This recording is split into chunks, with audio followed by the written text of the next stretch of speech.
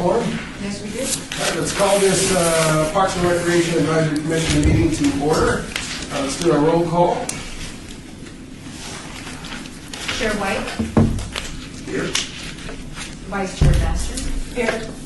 Member Armenian is excused. Commissioner Ecker. Here. Commissioner Lopez. Here. Commissioner Sherman. Here. Commissioner McCurdy, excused. Commissioner Thompson, excused. Commissioner Becker, excused.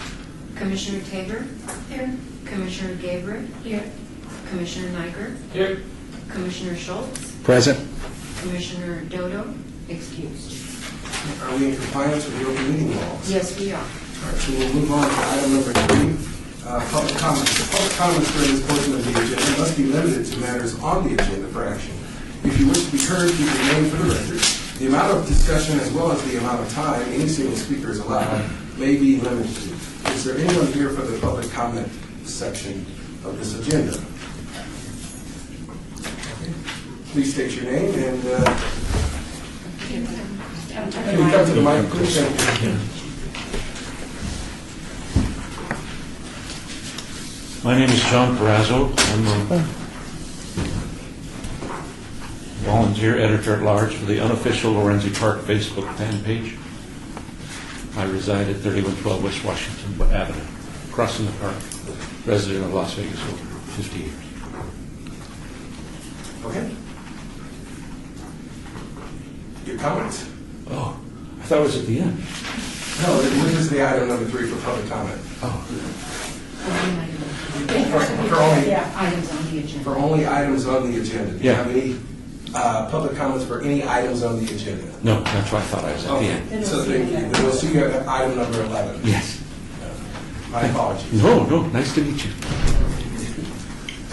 So with no comments for item number 3, let's move on to item number 4, for possible action to approve the final minutes by reference of the regular meeting, September the 6th, 2016. For approval, Vice Chair Baskin. I second it, Commissioner Larry Schultz. Item has been motioned and seconded. Any discussion? Hearing no discussion. All in favor? Aye. All opposed? Ayes have it. Motion passes. Moving on to item number 5, report by the Department of Public Safety regarding issues at city facilities and parks. All wards. Hello, Officer McGregor, and you all have a monthly report in front of you. Basically, 56% of all arrests and citations took place in city parks. 12% were on Fremont Street. Huntridge Circle Park had the most activity. The hours, someone asked, are 8 a.m. to 5 p.m. at Huntridge Circle Park at this time. In Ward 1, the most, we had an 18-month-old child found barefoot and walking unsupervised. It took a half an hour to find his mother, who was under the influence of Xanax and claimed to have left her child in the house and wandered out. She was arrested and the child turned over to CPS. A city employee had been having an ongoing situation with the man harassing her. He was contacted and had multiple warrants and was arrested and given, she had gotten a restraining order, so was served on that. Fremont Street, what happens with Fremont Street is that closer it gets to midnight, everybody, including the performers, are drunk and fights break out. So you've got a couple different things on there where a patron grabbed a performer's money and tried to take off. He didn't make it. He got arrested. And then performers will fight each other over circles or whatever. I worked it Friday, and we arrested a gentleman. He was a performer, and he swears that another female performer is in love with him, and her boyfriend just doesn't want to acknowledge that. So there's some alcohol with mental issues going on. Was that his act? No. This is Chairman White. Sorry, was that his act? No, his act is he does Frank Sinatra and other impersonations. It's just the officers that I work with. I've only worked Fremont Street a couple of times, The officers that work it all the time know him, and they know he's fine until he gets X amount of alcohol in him, and then he's not fine. So he had just gotten enough alcohol into him, so he knifed the boyfriend, who went to the hospital. Commissioner Schultz? Commissioner Schultz, Ward 6. So I have a question. So these performers on Fremont Street, am I correct to believe these are licensed by the city to perform? Yes, they have to get a permit, and they all are assigned where they can be and what times and all that kind of stuff, and it's a 2-hour changeover, but it's all... So to the extent that these performers engage in illegal activities or otherwise are disruptive, do acts such as those constitute a basis for verification of their license to perform? Because it sounds like, you know, if we have people that are habitually drunk and we know they're drunk and they cause disruptive behavior, it's taken up the time of the city, your team's time, and is it really in our best interest to continue their license, and is there something we can do? They have a stay-away order that I found out about when I worked it Friday night, because we contacted a different subject who had been ordered by the court. He couldn't go on Fremont Street, and he did. So he got arrested for that. So, and he used to be a performer. So the answer to the question is yes. If it builds up and we can put a case together, then they can't come if they're just going to be on continuous problem. Yeah. So is it part then? That's part of your process then to determine whether there's a revocation or suspension of their privilege to perform. Yes, sir. And we work in conjunction with Fremont Street because it's their property. Yeah. So. Okay. Thank you. You're welcome. Mr. Chairman, Commissioner Lopez, is there a time limit, meaning that a performer has to go? I know there's a 2-hour limit, is that what you said before? Yes. But is there a time where they have to leave, where everyone has to leave, say at 2 a.m., or can they just be there all night long? I don't know. I think they can just keep rotating, but the crowd starts thinning out. And there's no money to be made after about 2:30. So. Thank you. Sorry for the interruption. Oh, no problem. I brought something different this time. I didn't know if you'd be interested or not. You have a copy of the rest of the report. And it's a crime bulletin on active open investigations that we're looking at, just to give you an idea of what's going on in the parks. In Buckskin Park, we had a female about 10 o'clock at night. She, in a well-lit area, had stopped to fix her tire, and 2 individuals pointed a gun at her and stole her purse, phone, and keys. And that's ongoing. We have descriptions of them, and we're trying to find them. Essex Park. The way you get into a gang a lot of times is you have to be jumped in. So they determine what jumped in is. You either have to beat somebody up or you have to do something. This sounds like that's what it was. It was a group of one individual went up to another individual and punched him in the face. When he started to fight, a third individual pulled a gun. So we have open investigation finding them because one person was attacked, but there was 2 against 1. Does that make sense? I can't give you all the particulars. Parks and open spaces, we had a shed at All-American broken into and over $5,000 worth of landscaping equipment stolen. We did have Metro come out and lift prints, and we're currently still investigating that. We have, you notice graffiti in different places in the city. They sign it. Those are called taggers, and taggers usually evolve into gangs, and we're trying to identify new signatures, 4 new signatures that we've seen out there. You don't think that we understand who did it, but that's part of working up suspects and following the new gangs, because new gangs are always evolving.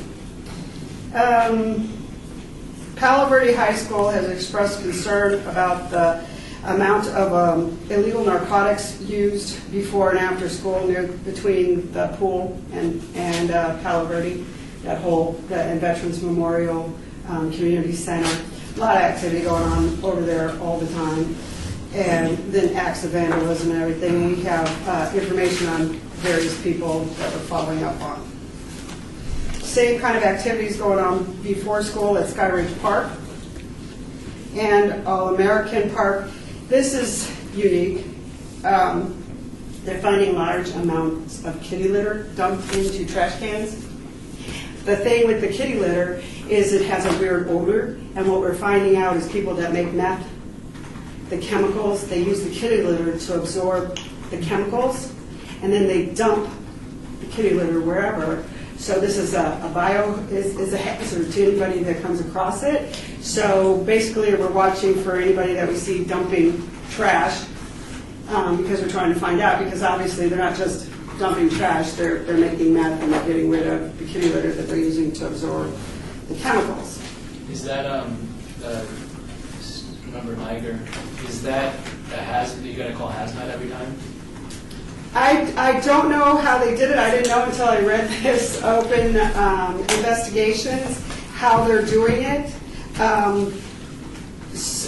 It says in here, officers, please be aware that kitty litter is used at times by meth labs to absorb the used chemicals for making the meth.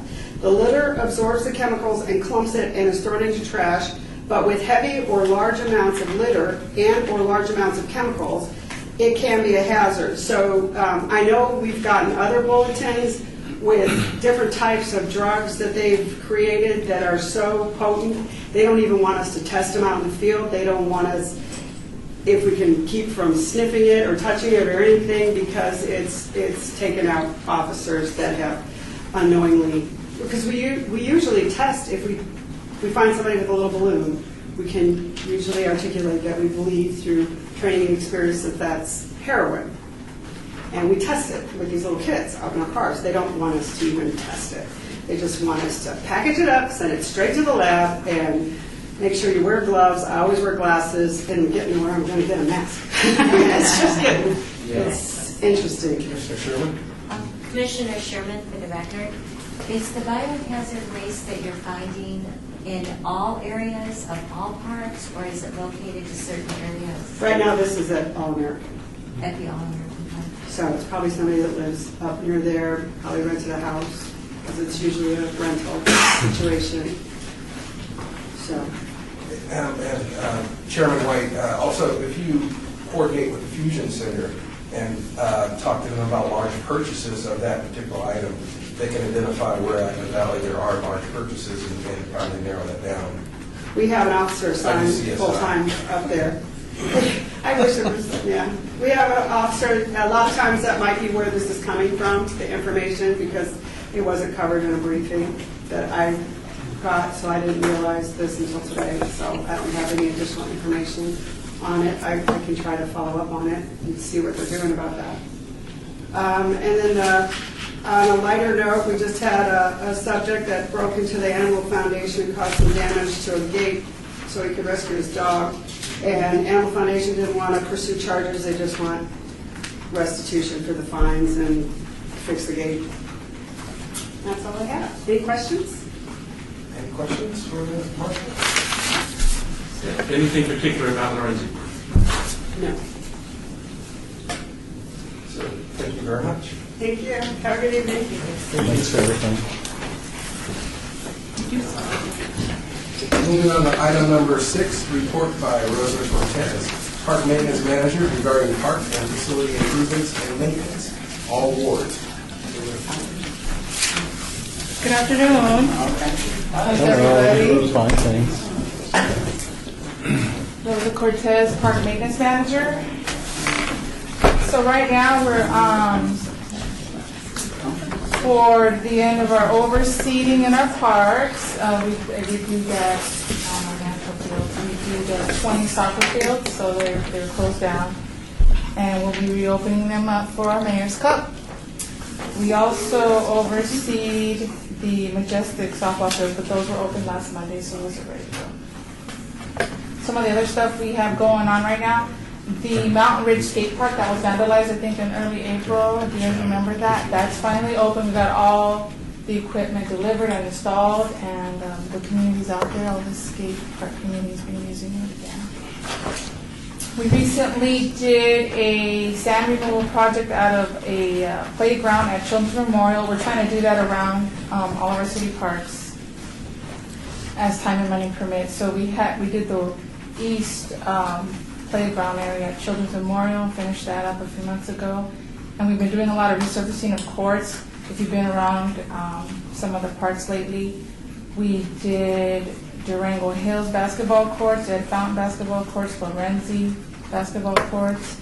We just finished up Bruce Trent tennis courts, and we started Children's Memorial basketball courts. And on the horizon, we have Charleston Heights basketball court to do as well. So we're hoping we can do that before the temperatures get any colder, and then we'll have to wait till either spring and summer to start that again. We added about 120 parking spaces over at Ed Fountain. I'm not sure if you noticed that. There was a vacant lot on the southeast corner of Vegas and Decatur. And our sister division, Streets and Sanitation, they paved an area there. So that should be open here by this weekend for use for the peak needs over at Ed Fountain. So that should be good. And then, and another thing that they did too was along Decatur, I don't know if you noticed, they added some stones and some metal artwork in the Decatur medians to reflect the kind of activity that occurs along there in Ed Fountain and the golf course. They added stones with some soccer balls, some footballs. They put a sculpture of a golfer, and then some motocross stuff. So that's it. We've been busy. Thank you. Are there any questions? Yes. Rosa, Commissioner Becker, for the record, I just want to make sure that, and just to part, because I just happened to this last weekend, that in addition to the field maintenance that they're discussing, that they may pay attention to the pitching alleys adjacent to the fields, because those have not been maintained. The ball field? Since it was closed for a season. A lot of the pitching mound areas are completely dug out by wear, and there was even dry cake surface for where there's evaporation after the rains. So those haven't been taken care of at all, so that should be level. It kind of creates a safety hazard for the kids out there. I'll check with staff and see what's up. Mr. Chairman, just a compliment, Commissioner Lopez, just a compliment about the graffiti that you and I corresponded about. I just want to tell you thanks for the rapid response. We have a good team out there. We have a lot of people that are working hard out there, and I know a lot of the public wonders when they see graffiti, who's going to do something about it. Well, Rosa's out there, and she's letting our team know that we have eyes out there watching our parks, and so I am impressed by how fast things get done in our city. So keep up the Try good to work. get the word out. Yes, thank you. So I want to echo the same thing, recognizing that in the past there were some pretty harsh words that were communicated for any type of graffiti artist that was caught graffitiing in the city of Las Vegas. So I'm sure most of us remember that. So good job and remain vigilant. Thank you. I will relay your compliments to the rapid response team. Any other questions? Commissioner? Commissioner Cooper, Lower Park and Children Memorial Park. Looks really wonderful. Very professional. John Perazzo, Lorenz Park fan Facebook page.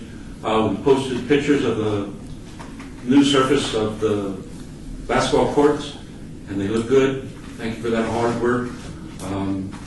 Saturday, Sunday, the trash bins are full to overflowing, and I know you're doing your best. There's like one guy who comes out Sunday to clean those. He does the bathrooms and all of that.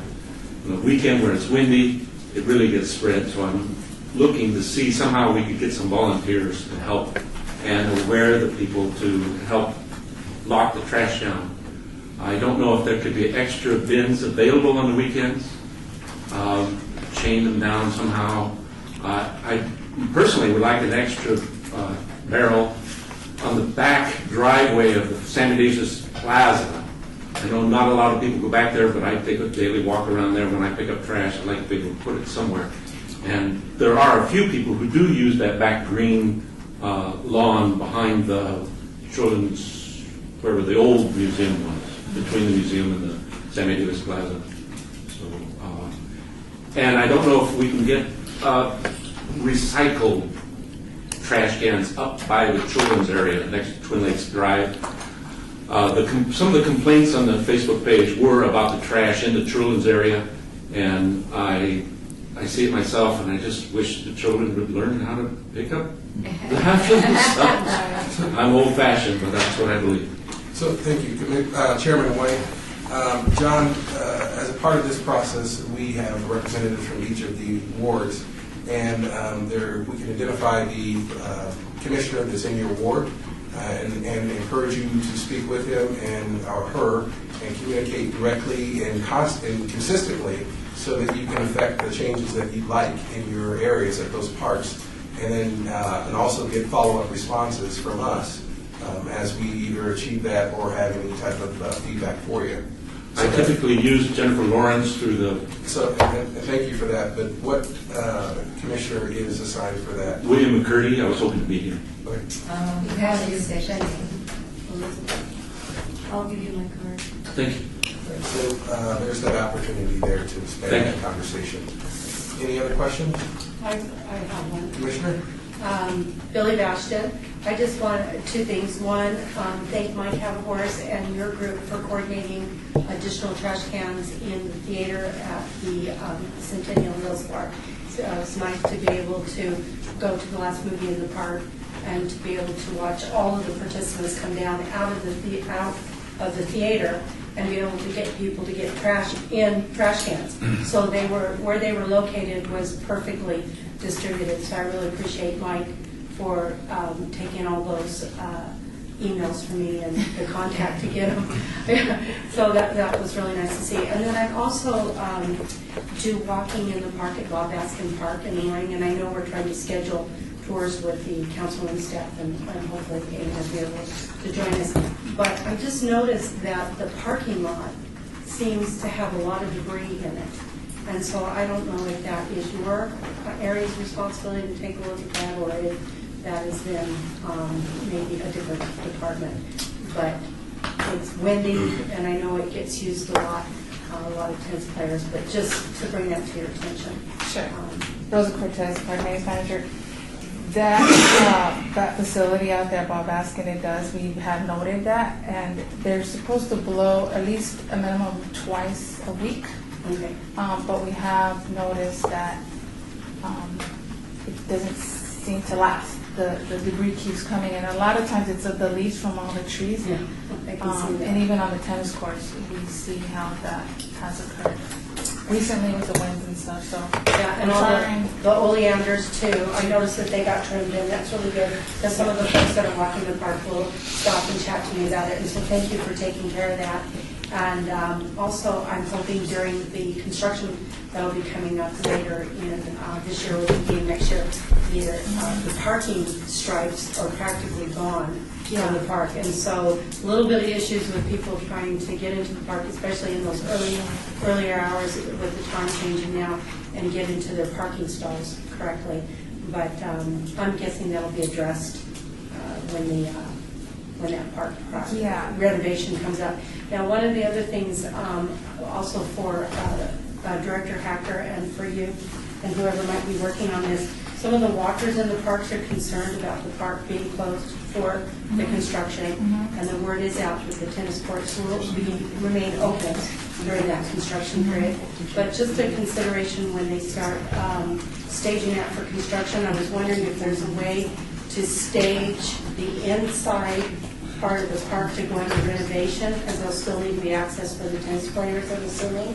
And if the walkers could still walk, and if maybe the trail itself, the walking path could be addressed last during that construction project. Because I think it's a design stage now, right? So that was just a comment from the walkers, and I'm just, since they chatting with me about it, I just thought I would bring that forward just for your consideration during that design process. Okay, so an update on the Bob Askin Park. Oh, very good. There you go. So Public Works is working on a couple things for Bob Askin. One of the first components is the bathroom area. I don't know if you guys recall, there was an earthquake, I think last fall sometime, and there was some damage to that bathroom. So that's a real priority for us, because some of the walls are cracking and separating.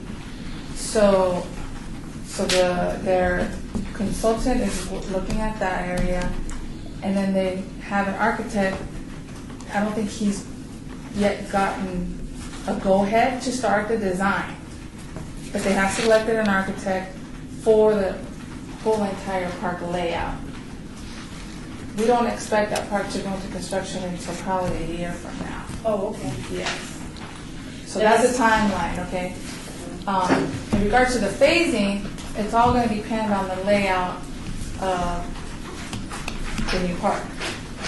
I know they want to redo the track, and I know we're going to redo the turf, and we're trying to protect all the mature trees, but I can't tell you today that your recommendation for phasing is going to be feasible, just because It's of... understood. Yeah, It's just right. a comment from the park users, and certainly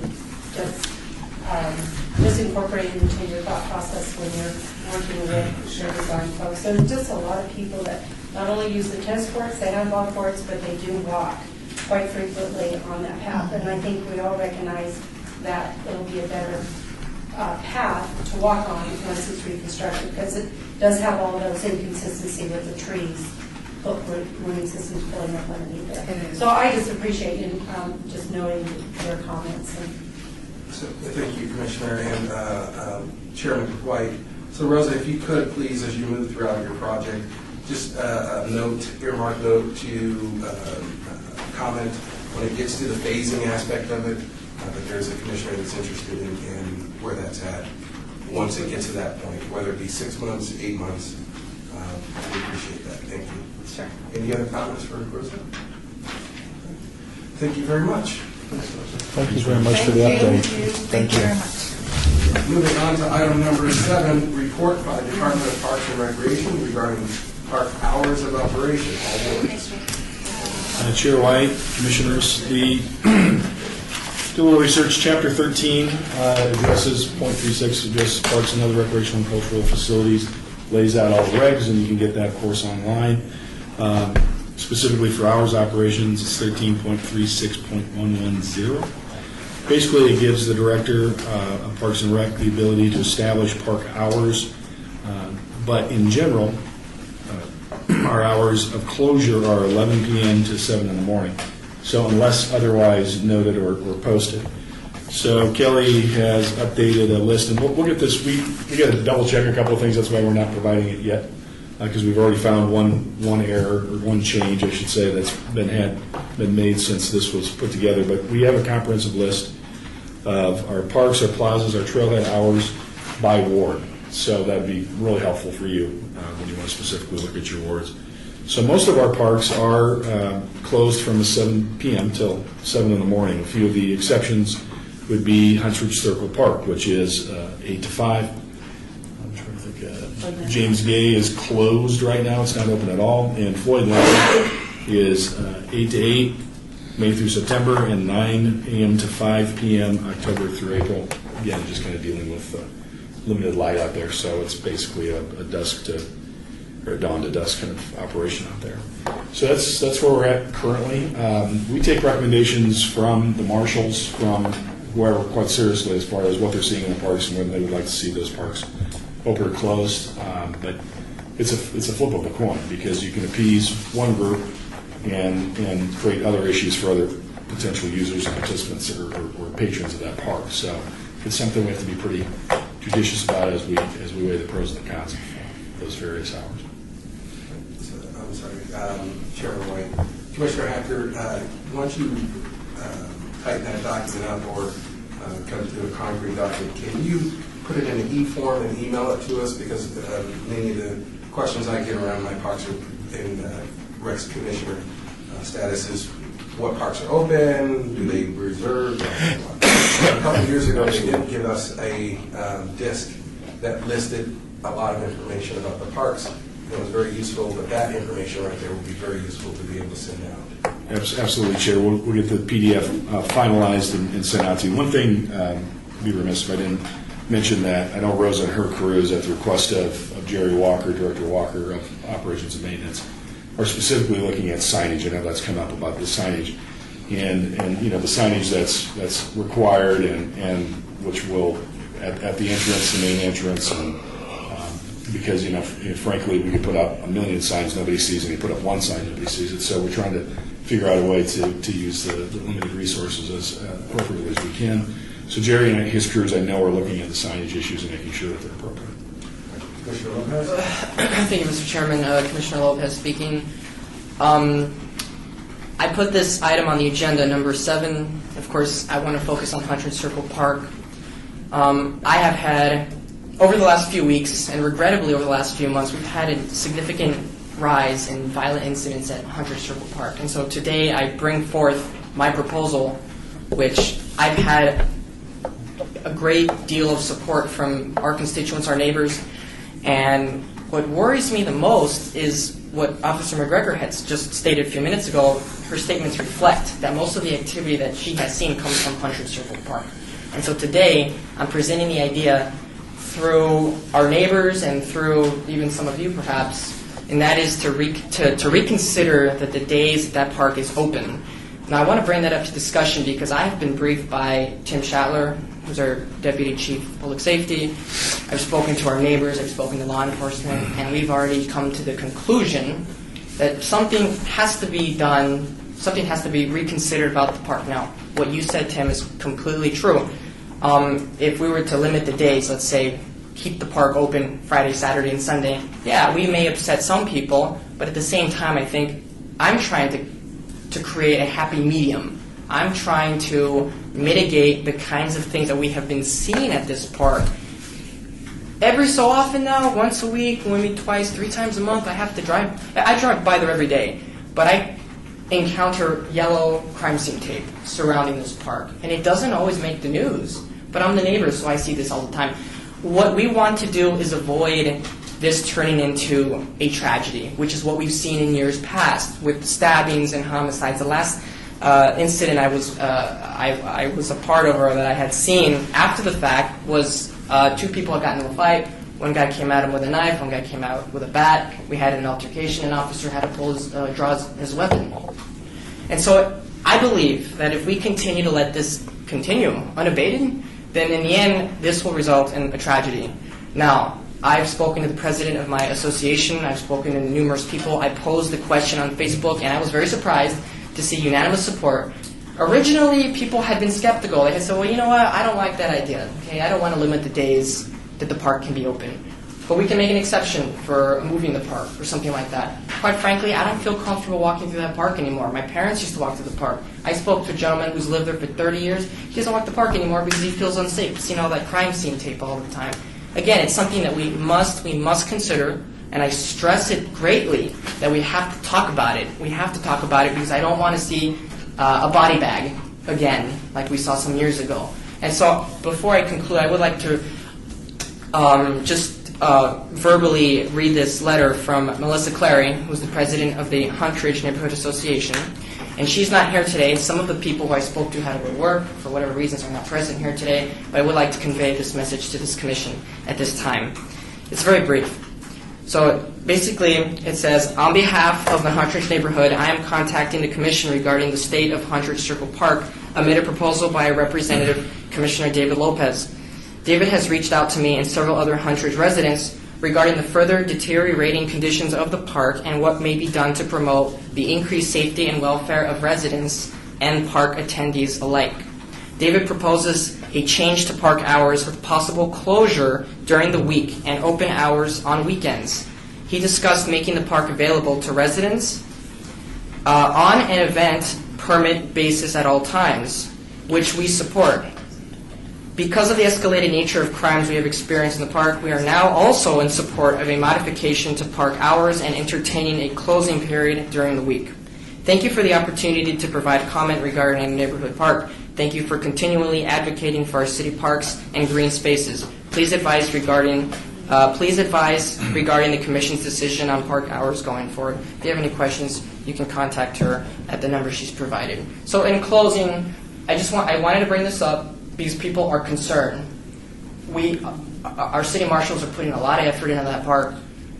I, as a commissioner, as a representative, I want to help allay their concerns. We have to, have our officers relax a little bit. I've already spoken to Councilman Cobbin, and I know their office are working on other ideas, maybe increase security. I don't know what they're talking, maybe security cameras, I don't know. But I feel like we have to take a breather here and give the public an opportunity to get what they want. That's why I've proposed to keep it open Friday, Saturday, and Sunday, right? So that all groups can use it. I know homeless, the indigent population want to use the park too, and it's not just them. They're not the reason for the problem. It's outside forces that come and prey on the homeless. It's outside forces that are causing troubles for the neighbors. It's something we have to consider. We have to protect the welfare of all of our residents. Thank you. So do you have a specific, Commissioner Schultz, do you have specific curtailment of hours? Commissioner Schultz, I still need to call on you. Oh, I'm sorry. So go ahead, Commissioner Schultz. Yeah, so I've listened very carefully. Is there a specific proposal? Yes, well, what are the set curtailments? Okay, so the park's currently open 8 to 5. I propose to leave those hours as is. However, close the park regrettably, and it is with great regret that I have to bring this up, because a lot of neighbors I spoke to on Facebook say originally did not want to even talk about it, but because they see what's happening, they're saying, hey, maybe you're right, maybe we have to reconsider the days of operation. I propose keep it open Friday, Saturday, Sunday, or Thursday, Friday, Saturday, and Sunday, but close it Monday, Tuesday, and Wednesday, just to give a breather, to give some sense of security to the neighbors, to our businesses, the law firms across the street. Jay Depper, the gentleman who just invested over $5 million at the Save-A-Lot shopping plaza, we're all familiar. Okay, I spoke to him. I was there when we lit the sign. They're very concerned. When I go to Save-A-Lot, we see what's happening, and I have nothing against the homeless population. But again, as I stated, we have to watch out for everyone, the welfare of them and our neighbors who use the park. Commissioner Sherman? Thank you. First of all, thank you, Commissioner Lopez, for bringing up such a passionate situation and also very troubling situation to address. What I'm wondering is, and also suggesting, is that possibly Councilman Bob Coffin, is that his name for your work? Yeah. Possibly the councilman might have a meeting with our director of the Parks and Recreation, and maybe they could have a private meeting, and maybe they could report back, maybe we could attend that meeting. Because I just want to say, as the senior member here, because I've been on the board since 1991 or 1992, it's a little uncomfortable for me as a commissioner to make a recommendation that's so far-reaching, so many people in this committee to even make a motion to make a recommendation for a closure of the park. I think it is a big problem, and I think it needs to be addressed. And I really appreciate you stepping up to the plate to address it. But I'm wondering if maybe we can do it kind of through the councilman and to the director of Parks and Rec first, have them address it, and maybe somebody could make a motion to have a mini task force address the issue. And if that's something that you would be interested in doing, I would be interested in making a motion to do so, or I would support you and second you in a motion to do so. Look, I'm not proposing any immediate action at this time. We're addressing this, and we're going to go through the proper channels. My sentiments from discussions I've had with people is that we haven't had much response from the councilman's office recently regarding this issue. So whether, I'm not saying he's ignoring anybody at all. I'm not saying that. I'm just saying maybe there's not enough support there. What I thought is, in high school, I was well known for doing petitions, for getting things done in my high school. I'm more than willing to knock on as many doors as I can in the future to demonstrate. Going to write exactly what I propose in a brief statement and have people sign in the future, and at some later meeting I may present it. If we see that nothing happens, right, in the next couple of months, Tim, or if I see that I see a body bag, regrettably, pardon to be so callous, but it just, that might happen. If we see that nothing happens, I will have a petition. I'm going to present it, and I want this. I want our staff to know, I want our commission to know that there is significant support out there to get it done. So, thank you, Commissioner Lopez. Having been here a considerable amount of years, I recognize that when when Councilman Kaufman wanted to close that park several years ago, and it was closed for a number I don't know. I think it was a Reese. It was Reese. Reese. It was Gary. Reese closed it without our awareness and without our action. It was closed. So I'm not a supporter of any closures of parks because it limits our ability to enhance our quality of life. I am a supporter of programming or finding ways to enhance or improve our quality of life through the beautification or the usage of that green space, the way it was appropriately designed. There are some logistical issues with the surrounding neighborhood using that park, which is the access, and whether or not the average age of individuals living in those communities, because it is an older community, have the ability to walk across the street within the limited amount of time. Those cars come screaming around the corner. Those all play a factor into how they access that park. And then the homeless and them migrating to that spot is a major issue. Because when the park was closed, they went somewhere else. And or they were there and they had to be addressed because they were there in the closed park. But at the same time, again, as I stated, I am a supporter of some type of programming, whether it be outside programming using that green spot with a different age group or seniors or however that goes, or Tai Chi or something like that. Yeah, well, so that those individuals are, even the homeless, are given something to do. That's activities. That's why I propose to keep it open those days. And I do not advocate for closing any parks. We're all park advocates here, and I don't want to do that. But another thing is if we do this, I feel, and I've met with these folks who have no home. I think that by doing this, we encourage them to find services where where it will help them long term, And I like the idea about the Tai Chi and all that, but I've been there for years too, and I see that it's just gotten to the point where every day we walk by and nobody wants to use that park, and I don't want to close it, but people want. At this point, it seems like I can get unanimous support from the whole area to say, you know what, let's limit the hours. So as your chairman and a professional facilitator, I'm going to offer my services. If you want to do a listening group, because we don't call them focus groups anymore, we call them listening groups for the community, and in hopes that they can come up with some types of, including yourself as a resident, come up with some solutions that would allow that park to be utilized at its maximum capacity without the violence. I would offer that opportunity. Sure, and I would take that.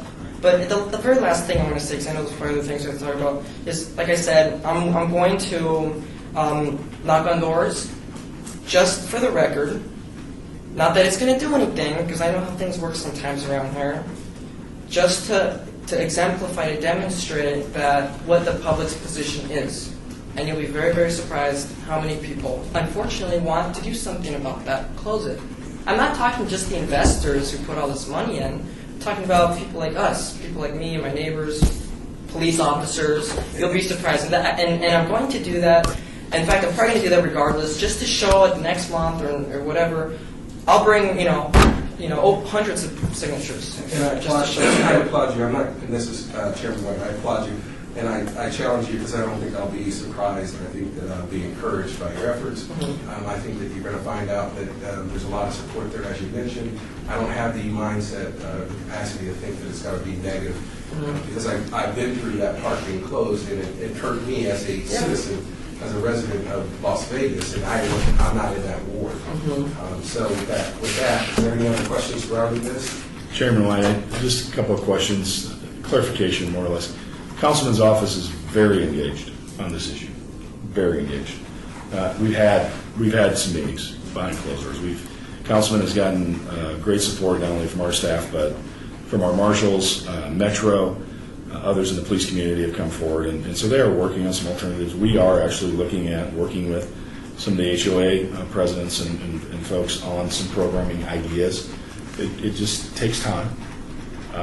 The park hours were, as Commissioner Lopez has suggested, were limiting up until 2012. I mean, it was closed, then they were limited to the weekends, and in 12, for whatever reason, there was a decision made to open that park back up and make it more accessible. So, we need to, people are working on this, we are taking it very seriously, and again, certain words have to be addressed, and we, the city of Las Vegas, is doing nothing to encourage violence or any acts that are against the law.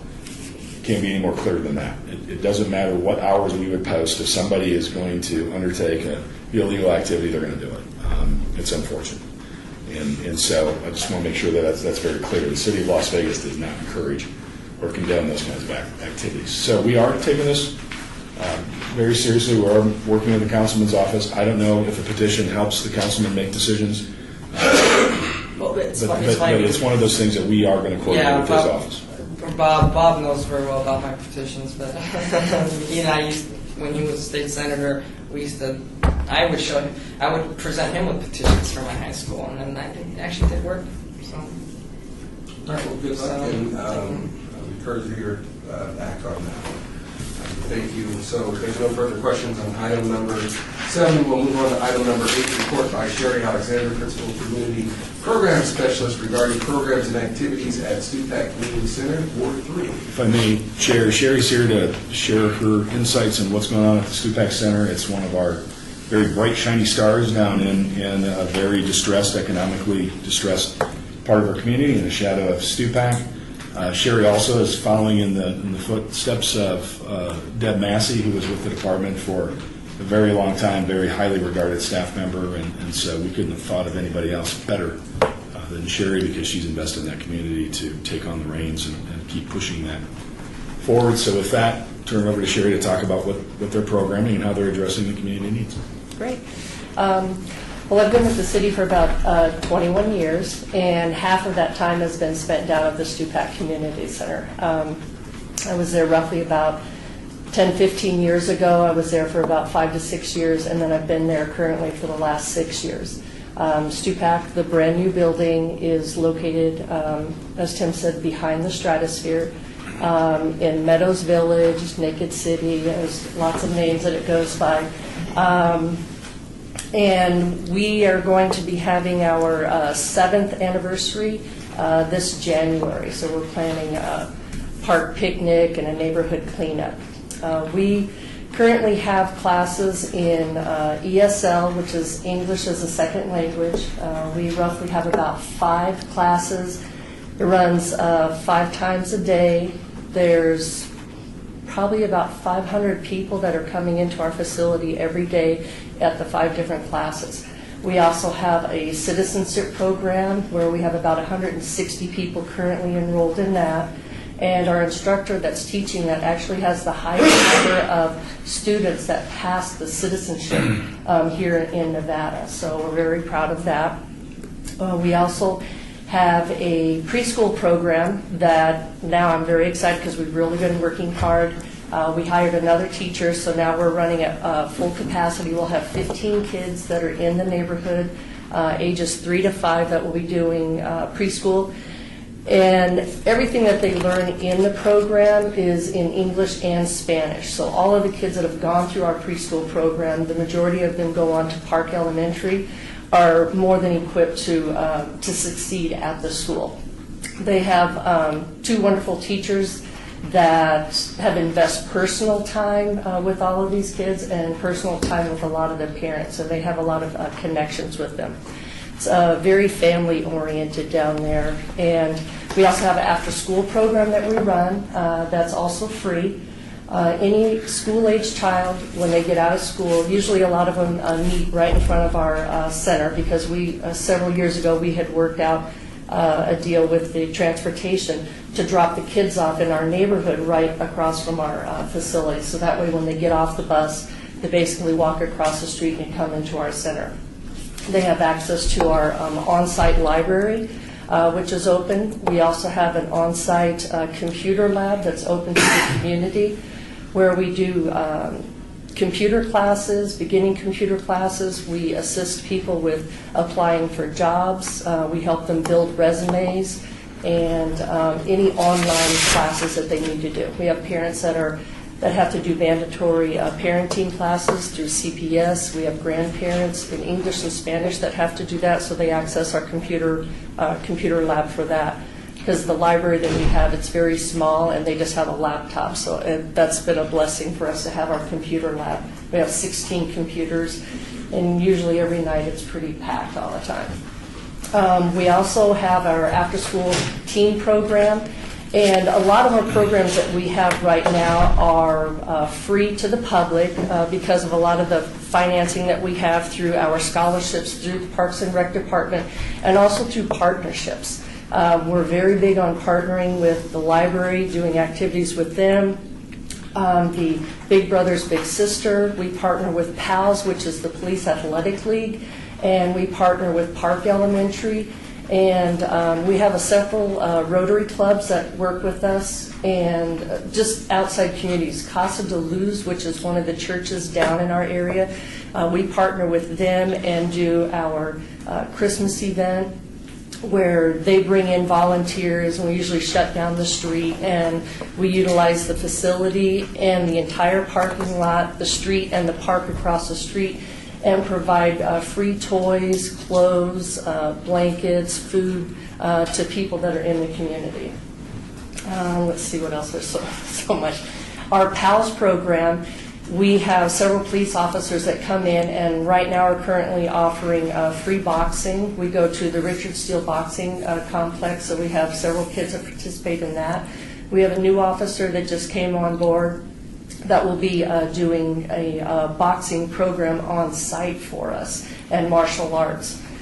We also have a swim team during the summertime, so we have about 30 kids, and also through another grant through the City of Las Vegas, the Neighborhood Partners Fund.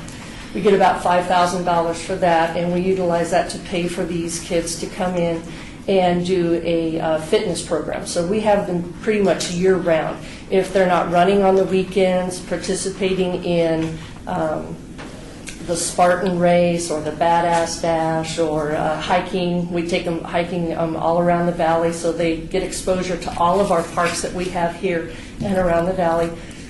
We do a swim team in the summertime, so we're constantly engaging all of the kids down in the neighborhood from preschool all the way up to the teens. And we're currently working on programs that we're developing for the seniors in the area. We just have to build a trust with them, because the neighborhood that we're in, the immediate neighborhood, we probably have about 50 to 60 at this time registered sex offenders that have moved into this particular area. So a lot of the seniors are not willing to come out of their apartments. You know, they come out when it's, you know, when they have to, and it's usually in numbers. So we're going to partner with the church to try and go door to door and talk to all of these seniors and see what we can do to help them, so we can bring them into our facility and provide them with other resources that we have. We also are currently running, and have been, an outreach facility where we take in donations of clothing, furniture, food, I mean pretty much anything that people are willing to donate. We take it in, we refurbish it, clean it. A lot of times our community service workers come in and assist us with that, and then also our teams with, you know, washing the clothes, folding them, and then we give it back out to the community. So today we had a gentleman come in who was homeless and got a job interview. So he came in, we got him a pair of khaki pants and a shirt, gave him something to eat, gave him a little kit to, you know, to clean up and shave, and hopefully he'll get the job and be able to, you know, get off the street. There's a lot. I could go on, but I'll take questions. Well, thank you, Sherry. I know we are out of time. I just wanted to say something real quick. I don't know why I didn't think about it sooner as I remember Niagara. When I was a kid, I grew up in this neighborhood. It was a bad neighborhood then.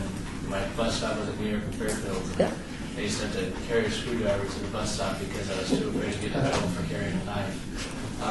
There's a lot of homeless people and shady folks that would get in your way even if you were a little kid. Anyway, I want to make sure I have information. It's not my ward, but I want to contribute. You have my support in anything, and if I can do anything, I'll probably wind up coming by and seeing how I can help and guide. I don't care, teach some, you know, hang out with some kids, it doesn't matter, but I don't know I'll call you. But I would like to, yes, so I'll make sure that's information. Yeah. Thank you, Chairman White.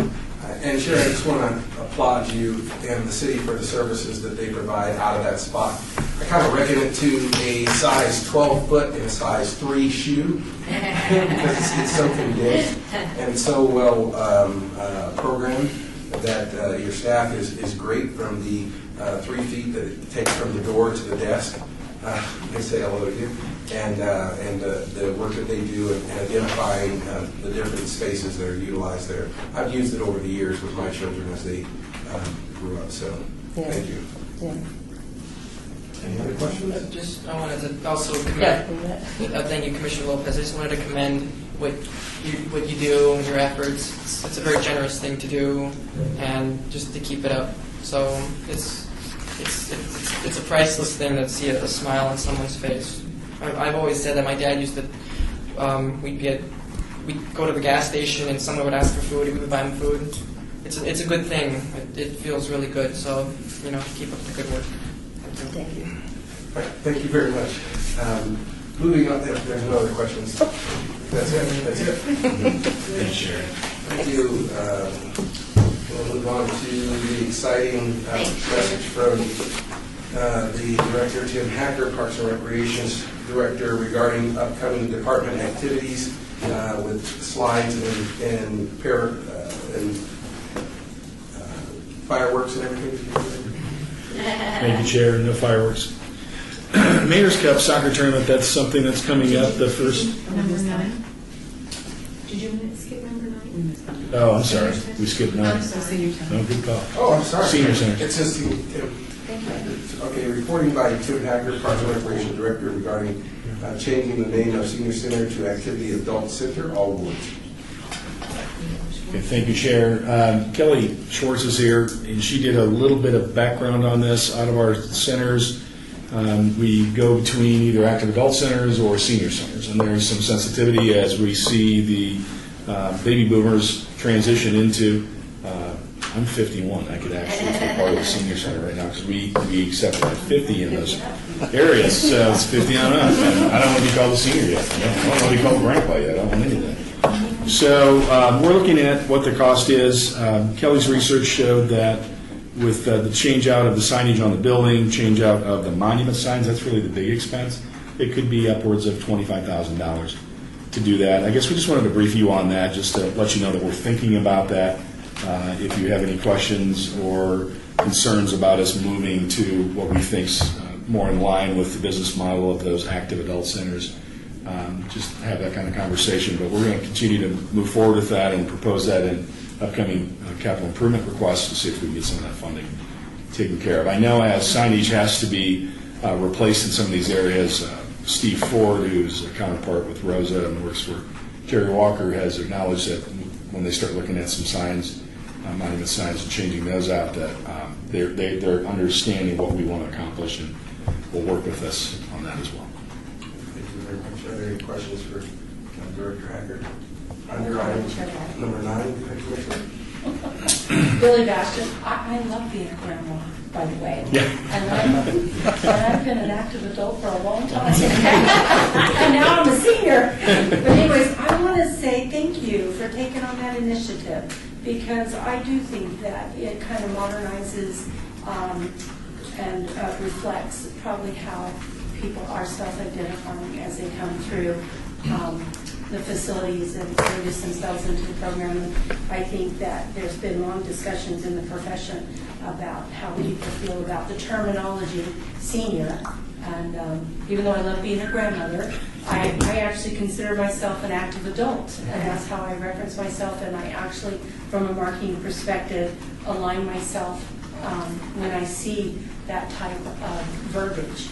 More so, I guess I'm going to fight being a senior all along the way, although it is inevitable. But anyways, I commend you for taking that on. I hope that there's a way that you can figure out how to work through the changes that need to happen for, like you said, signage. I know that those monument signs are probably the most expensive compared to changing out some lettering or painting on a facility, but maybe with good minds thinking about it, maybe there is an affordable way to change out a monument sign, possibly even with banners or something. But, I know you all figured it out, but good job. Thank you. Are there any other questions under item number 9?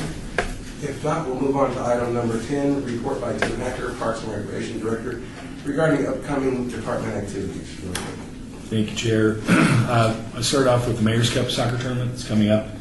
The first, it's more of the team or the younger participants. Jerry actually can answer any questions you have on the Mayor's Cup, since back when Mayor Oscar Goodman wanted us to do some kind of activity to engage youth, and part of the youth initiative that he began, kind of saw this tournament take off. We now partner with Roger Tabor and the downtown Las Vegas soccer club, and it's exponentially grown.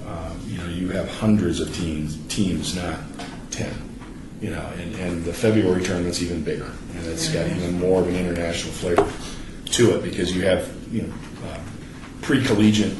It's almost a pre-collegiate showcase. It really is, and so you have a lot of scouts coming down to look at the talent that comes here and plays, and it's just a wonderful tournament. So the first one is here in October, scheduled for the 23rd and the 25th. You go to any of our major soccer facilities, you're going to see great soccer being played on that weekend. Get Outdoors Nevada Day, we've been reminding you. We have a correction. 29th to 30th. Oh, it's 29th and 30th. I apologize. Yeah, sorry. Okay, I'm glad that Sherry was here. So. I know. It's usually around Nevada Day. So, but sometimes depending on weekends, you fall different ways. So, correction as noted. Get Outdoors Nevada Day is Saturday, October 15th from 9 a.m. to 2 p.m. at Lorenzi Park. And we're working with, of course, the National Park Service and I think our state conservation groups. And yeah, it's 100th anniversary of the national parks, and so it's going to be a really nice event to be held in what we consider one of our little diamonds as an urban park as well.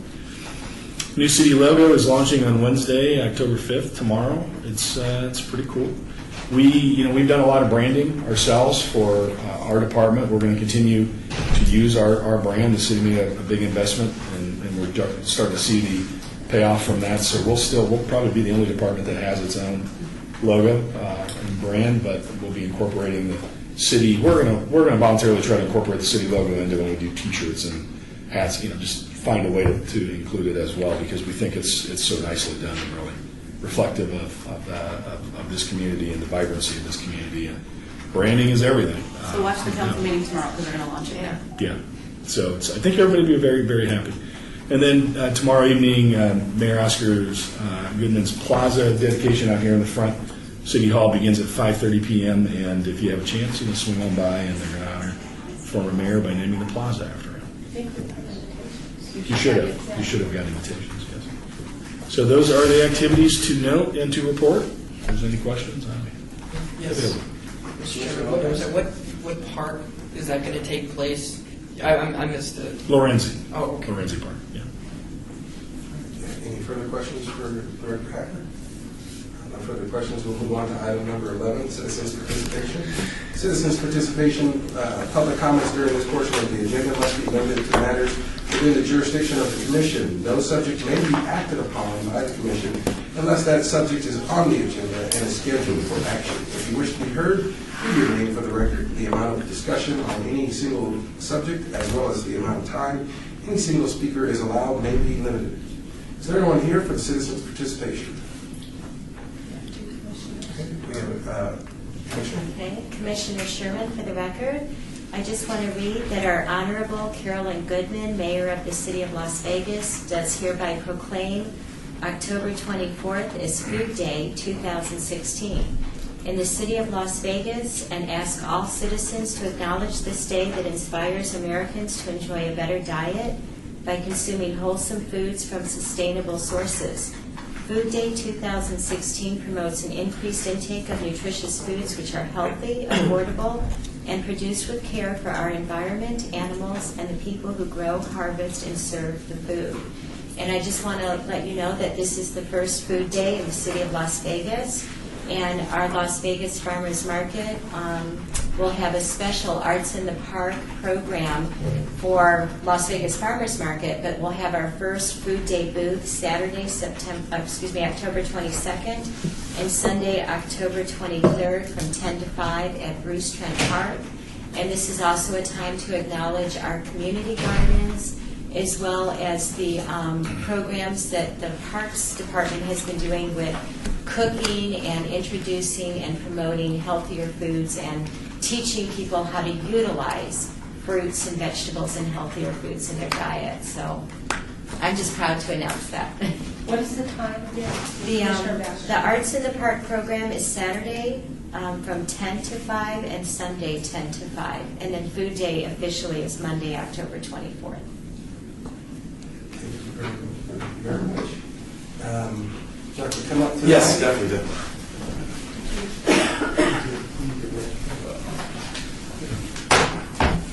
Yes, I speak here. All right, cool.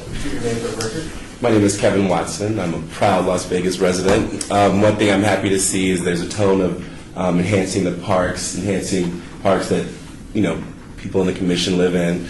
I wanted to propose something unique. My fiance and I, we live here, so we're like, how can we contribute to the city in a way in which we know we can't by just watching the news? So we found out that the Parks Department is meeting today. So we're like, oh, that's really cool. That's the first step in just kind of a bridge to what I understand how to communicate with organizations.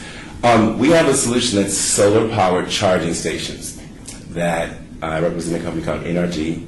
And what we do is we have these standalone systems that offer clean and free energy. I'll show you a picture.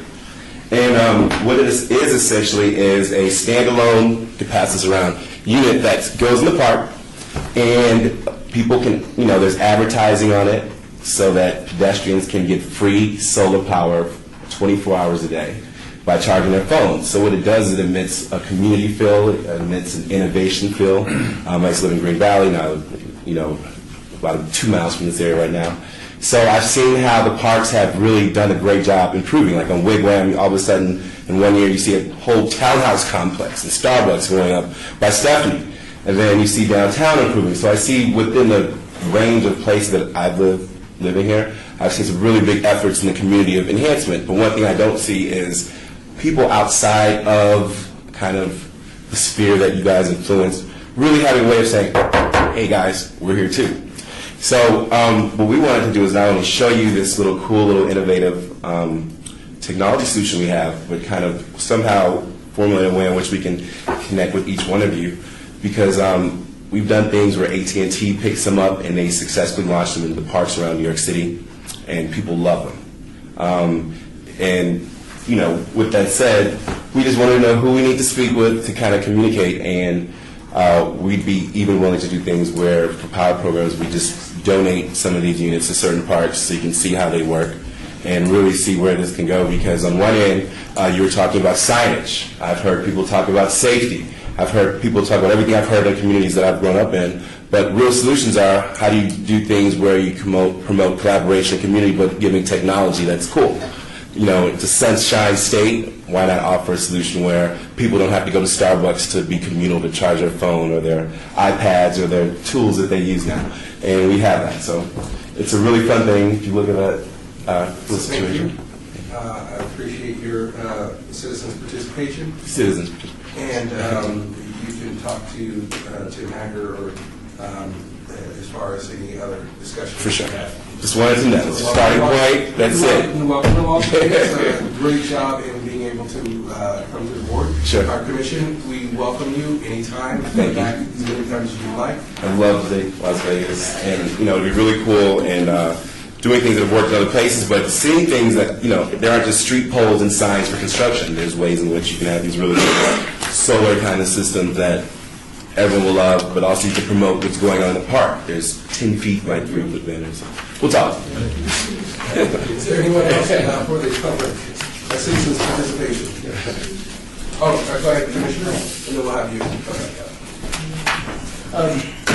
Commissioner Becker, for the record, I just want to remind everybody that there's another City of Las Vegas event that's coming up on October 15th. It will be the Vegas Valley Book Festival, and that's going to be from 10 a.m. to 5 p.m. And what's unique about this one, even though it's not necessarily city parks, there is a national park tie-in to honor the Park Service Centennial this year. And some of the features they're going to have specific to parks will be photographer QT Lown who did photographs of about 58 national parks across the country, so there'll be an exhibit, and he's going to be releasing a book there.